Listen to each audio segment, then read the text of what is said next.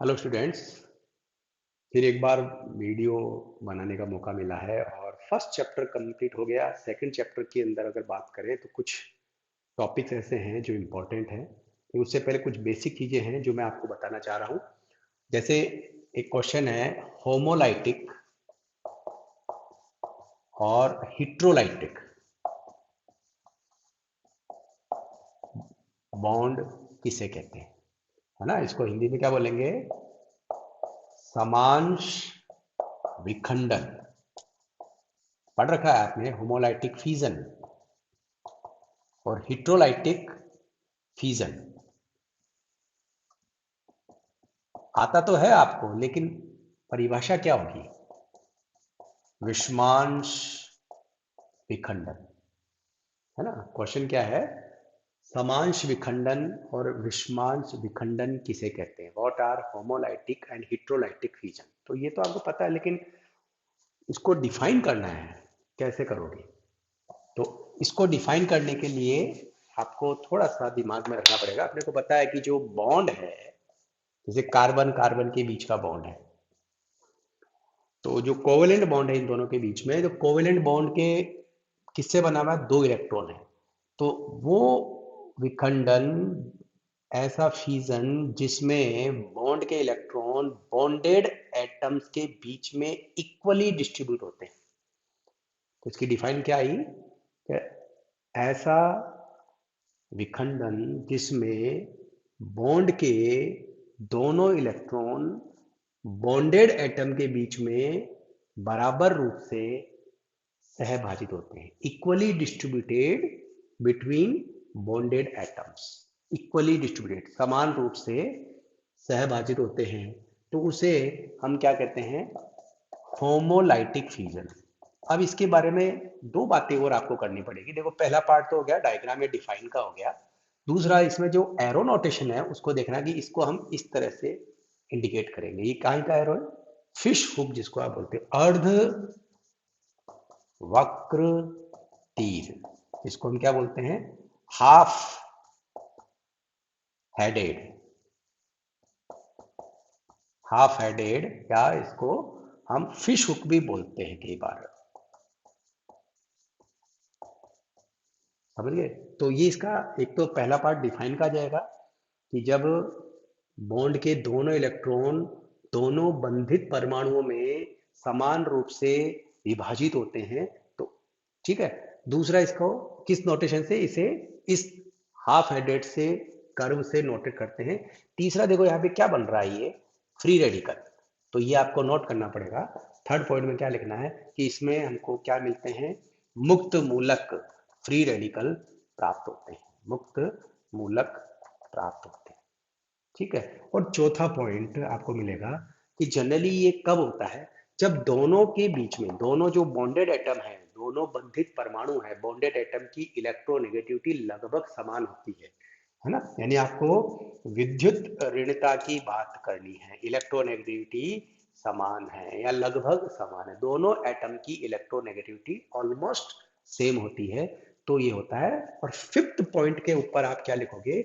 या तो in the presence of light होता है या हाई टेम्परेचर पे होता है। यानी 5 पॉइंट के ऊपर आपको इस क्वेश्चन को अटेम्प्ट करना। बताओ, आपको आता था क्या 5 पॉइंट? नहीं आते थे ना। मेरे को पता है आपको कितना आता है।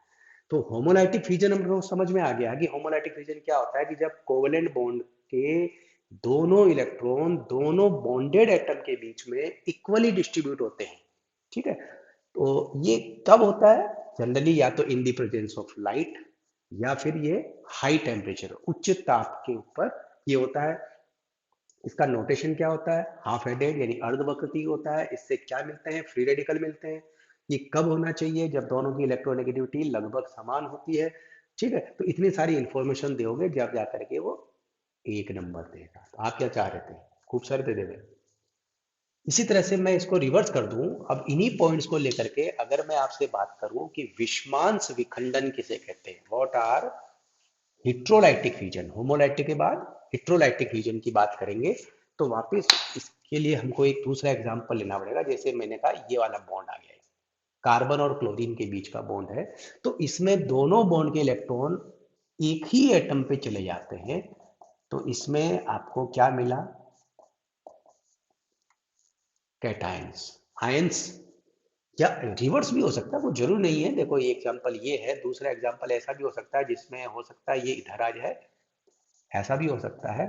तो इसमें कार्ब एनायन बनेगा और ये, तो कुल मिला के आपको क्या मिलेंगे? आयंस मिलते हैं। ठीक है। और इसका जो एरो नोटेशन है वो एरो नोटेशन इस तरह का होता है, इसको बोलते हैं फुल हेडेड। क्या? फुल हेडेड, पूर्ण वक्र तीर। पूर्ण वक्र तीर। ठीक है, फुल हेडेड एरो। अब इसको डिफाइन कैसे करना है कि जब बॉन्ड के इलेक्ट्रॉन दोनों बॉन्डेड एटम के बीच में असमान रूप से वितरित होते हैं, unequally shared between the bonded atom. असमान रूप से दोनों के दोनों इलेक्ट्रॉन या तो यहां आ गए या दोनों के दोनों यहां आ गए। ठीक है। दूसरा पॉइंट, इससे क्या प्राप्त हो रहा है? आपको क्या मिल रहे हैं? इससे हमको क्या आयंस प्राप्त होते हैं, वहां फ्री रेडिकल मिल रहे थे। तीसरा, इसको किस नोटेशन से सिंबल शो करते हैं? इसको इस नोटेशन से हम शो करते हैं।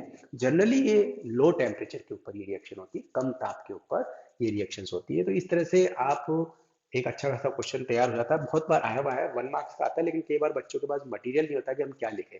तो परिभाषा लिखनी है, इसके बारे में जितनी इंफॉर्मेशन है सारी देखेगा। अब मेरा दूसरा क्वेश्चन, एक क्वेश्चन जब तैयार हो गया, कि एग्जाम में क्वेश्चन को लिखने का तरीका अच्छा होगा तो नंबर भी अच्छे मिलते हैं। दूसरा क्वेश्चन क्या आ रहा है, यही मैं आपको वापस कह रहा हूं कि ये जो एरो नोटेशन है, क्या बोला इसको मैंने अभी? Half headed. और इसको क्या बोलते हैं? Full headed. और एक होता है, इसको क्या बोलते हैं? Double headed. ठीक है। तो ओवरऑल यही भी एक क्वेश्चन है जिससे आपके एग्जाम में क्वेश्चन आएगा कि अर्ध वक्र तीर, पूर्ण वक्र तीर और ये द्वि तीर, डबल हेडेड। तो इसकी परिभाषा क्या है? अब मैं आपसे वापस नई क्वेश्चन करूं कि हाफ हेडेड एरो किसे कहते हैं, अर्ध वक्र तीर किसे कहते हैं, ये एग्जाम में आया। अब क्या करोगे बताओ, क्या परिभाषा बनाओगे? तो परिभाषा बनाना सीखना है, कैसे होती है ये तो हमको पता है। तो ये परिभाषा वहीं से वापस हम रिपीट करेंगे। तो इसको मैं इसकी परिभाषा कैसे बना रहा हूं कि जब बंध के इलेक्ट्रॉन बंधित परमाणुओं में समान रूप से वितरित होते हैं, यानी आपको समान विखंडन की परिभाषा लिखनी, समझ गए? जब बंध के इलेक्ट्रॉन बंधित परमाणुओं में समान रूप से वितरित होते हैं तो इसे अर्ध वक्र तीर द्वारा दर्शाया जाता है। परिभाषा कैसे बनाई मैंने, समझ में आया?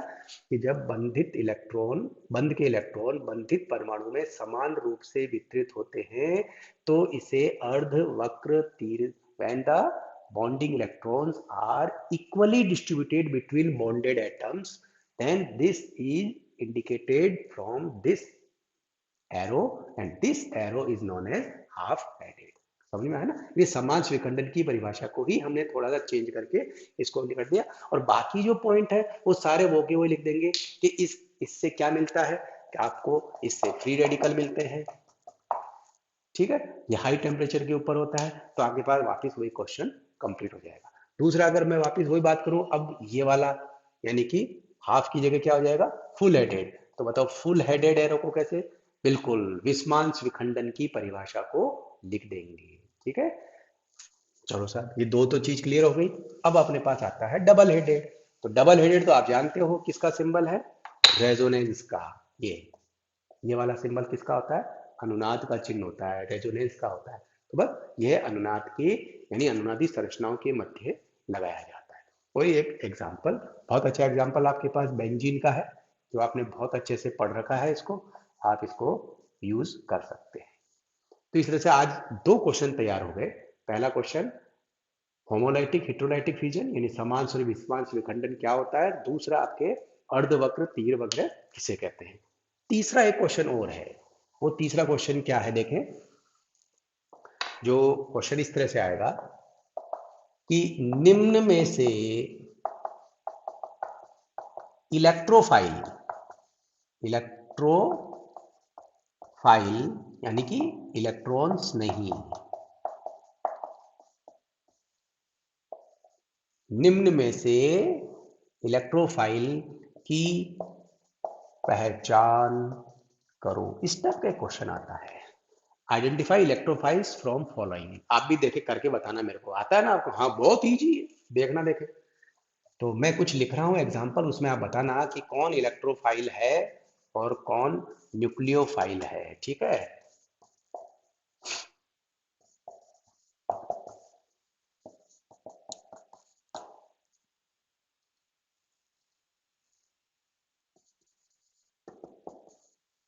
ये इस तरह से मैंने कुछ एग्जाम्पल्स दिए हैं और आपको इसको बताना है कि इनमें से इलेक्ट्रोफाइल कौन है और न्यूक्लियोफाइल कौन है। ये इस तरह के जो एग्जाम्पल हैं। अब यहाँ से अपना आप पहले बता दो कि इनमें से कौन कौन है। आप आइडेंटिफाई कर लो, मन में लिख लो, लिख के नोट करके रखो कि आप सही हो या गलत है। ये 1 मार्क्स का क्वेश्चन फिर है। तो देखो, इलेक्ट्रोफाइल किसे कहते हैं सबको पता है, लेकिन आधे बच्चे झूठ बोलते हैं, गलत बोलते हैं। क्या? इलेक्ट्रॉन को चाहने वाला। इलेक्ट्रोफाइल मतलब इलेक्ट्रो एफिनिटी। ठीक है? तो इलेक्ट्रोफाइल पे साइन क्या होता है? 90% बच्चे गलत बोलते हैं, माइनस। इलेक्ट्रॉन्स नहीं पे प्लस होता है। मैं इलेक्ट्रॉन नहीं बोल रहा हूँ, उनके माइंड में इलेक्ट्रॉन चलता है। इलेक्ट्रॉन नहीं, इलेक्ट्रोफाइल, इलेक्ट्रॉन को चाहने वाला। तो इलेक्ट्रॉन को कौन चाहेगा? यानी माइनस को कौन चाहेगा? प्लस। तो इलेक्ट्रोफाइल पे क्या चार्ज होता है? प्लस होता है। ठीक है?